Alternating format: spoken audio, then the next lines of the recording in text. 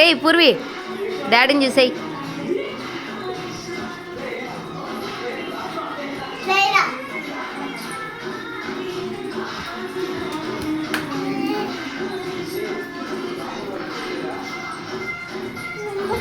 దా దా happy new year చెప్తాదా. Happy new year చింతల్లి, తిని తిని తిని తిని చింతలి. హ్యాపీ న్యూ ఇయర్ అమ్మా.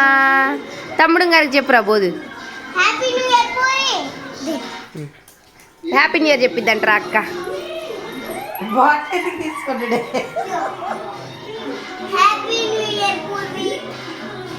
ఏది ఇద్దరు నించోండి, ఫోటో తీద్దాం.